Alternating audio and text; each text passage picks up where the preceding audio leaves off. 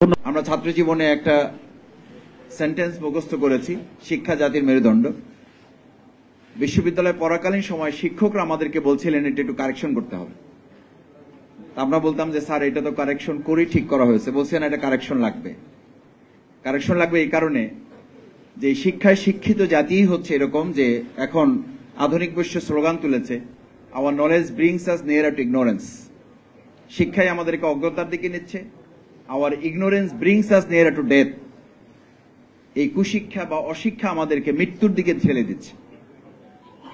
সে কারণে শিক্ষাই জাতির মেরুদণ্ড, এটার সাথে যোগ করতে হবে আদর্শ শিক্ষাই জাতির মেরুদণ্ড। না থাকার কারণে যা হচ্ছে, না থাকার কারণে আমরা এখন পিয়ার পদ্ধতি বুঝতে পারি না, আমি বুঝতে পারি না, সেটা জাতির উপরে চাপিয়ে দিচ্ছে। এটা আরেকটা শিক্ষার উপরে অত্যাচার। আরে ভাই, আমি বুঝতে পারি না, সেটা তো আমার সীমাবদ্ধতা।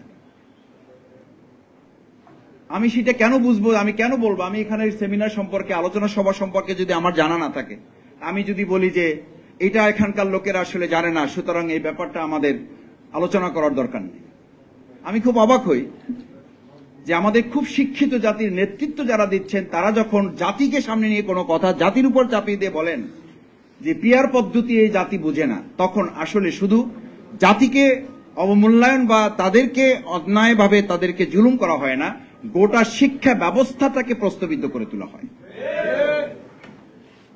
দ্বিতীয় কথা হচ্ছে, আমি এই প্রসঙ্গগুলো এই জন্য বলছি, দেখেন আমরা স্থানীয় সরকার নির্বাচনের কথা বলি, কেউ কেউ মনে করেন যে এই স্থানীয় সরকার নির্বাচন বলার মধ্য দিয়ে আমরা নাকি নির্বাচনকে প্রলম্বিত করার একটা ষড়যন্ত্র কেউ কেউ এর মধ্যে দেখেন বা গন্ধ এর মধ্যে খোঁজেন। এই স্থানীয় সরকার নির্বাচন না চেয়ে আপনি যে আবার আমাদের সমস্ত নাগরিক সুবিধাগুলো বন্ধ করে রাখার এক বোকার স্বর্গে বাস করছেন, এ কারণে গোটা জনগণের একটা বড় অংশ বলছে প্রলম্বিত করার পরিবর্তে কেউ টেনে হিস্ট্রি নির্বাচনকে ত্বরান্বিত করার ষড়যন্ত্র করছেন।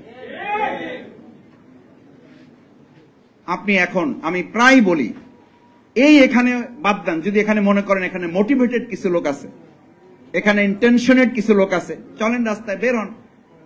এটার জন্য কোনো বড় গবেষণার দরকার, এটার জন্য গণভোটও লাগবে না। আপনি প্রেস ক্লাবের সামনে একটা জায়গা কোয়ারি করেন, আটকে দেন, 100 জন লোককে ধরেন, তাদেরকে জিজ্ঞেস করেন যে ভাই এখন কি নির্বাচন, বিচার, সংস্কার কোনটা দরকার? আপনি 100 জন লোকের মধ্যে থেকে যেইটা আপনার পছন্দ হয়, আপনি খুব সিম্পলি দল মতের ঊর্ধ্বে উঠে ওই 100 জন লোককে জিজ্ঞেস করেন।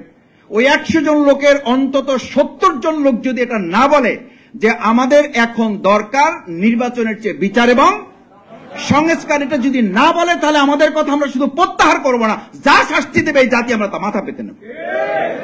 কারণ কি? এটার জন্য কারণ তো আছে ভাই, এটার জন্য তো কারণ আছে।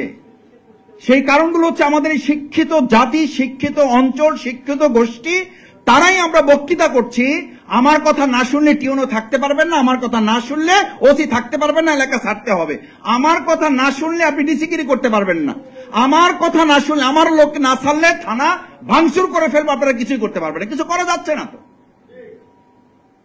আমরা থানা রক্ষা করতে পারি না, সেই লোকরা হাজার হাজার কেন্দ্র আমরা রক্ষা করতে পারবো, এটা শফিকুল ইসলাম মাসুদ আমাকে কেন বিশ্বাস করতে হবে?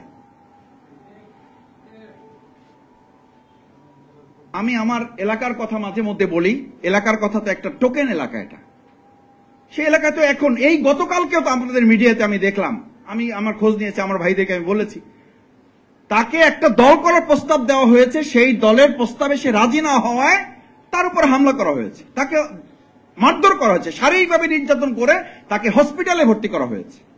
কেন সে ওই দল করবে না? তাহলে ফেসিবাদ মুক্ত আমরা যখন বলছি, সেই ভাইয়েরাই আবার যখন বলেন আইন অঙ্গনে, প্রশাসনে, বিভিন্ন কেন্দ্রে রন্ধ্রে রন্ধ্রে ফেসিবাদের দোসররা বসে আছে, সেই দোসরদের দিয়ে আপনি কি করে অবাধ, সুষ্ঠু, অংশগ্রহণমূলক, নিরপেক্ষ একটা নির্বাচন আপনি করবেন? এটা কি করে আপনি আশা করেন? যেই শিক্ষা প্রতিষ্ঠানগুলোতে এখনো ফ্যাসিস্টদেরকে, দোসরদেরকে সরিয়ে কমিটিগুলো পুনর্গঠন করা সম্ভব হয় নাই, সেই শিক্ষকদেরকে বাদ দিয়ে আপনি কি করে একটা সুষ্ঠু নির্বাচন করবেন? এই শিক্ষকরাই তো প্রিজাইডিং অফিসার বাবু বিজলি কেন্দ্রে তারা দায়িত্ব পালন করবে।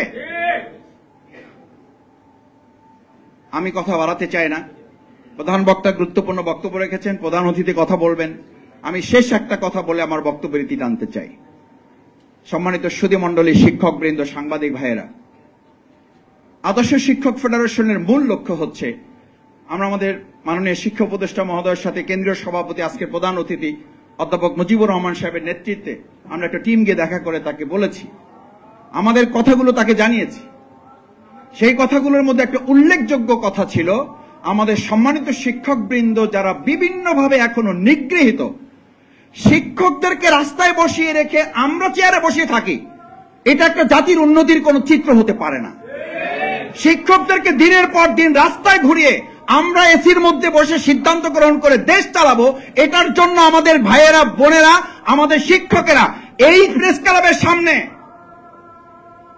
যারা এসির মধ্যে বসে এখন দেশ চালান, আমি শফিকুল ইসলাম মাসুদ সাক্ষী দিচ্ছি, এই প্রেস ক্লাবের সামনে আমি লুঙ্গি পরা শিক্ষকদেরকে দেখেছি যারা ঘর থেকে প্যান্ট পরে আসার সময় নেন নাই, তার আগে তার ছাত্রদেরকে বাঁচাবার জন্য ফ্যাসিবাদের গুলির সামনে দাঁড়িয়েছেন। সেই শিক্ষকদের দাবি না মানলে বাংলাদেশকে সামনের দিকে সুষ্ঠুভাবে পরিচালনা করা যাবে এটা কেউ বিশ্বাস করে না। আসুন সেই শিক্ষকদের দাবি আদায়ে আমরা বর্তমান অন্তর্বর্তীকালীন সরকারকে অনুরোধ করব, আহ্বান করব। এরপরে যদি না হয় তাহলে তাদের আন্দোলনের সাথে আমরা একাত্মতা ঘোষণা করে রাজপথে নামা ছাড়া তো আমাদের আর কোনো পথ থাকবে। তার আগে শিক্ষকদের যে ন্যূনতম দাবিগুলো আছে সেই দাবিগুলো মেনে নেওয়ার জন্য আহ্বান জানিয়ে আমার কথা শেষ করছি। আসসালামু আলাইকুম।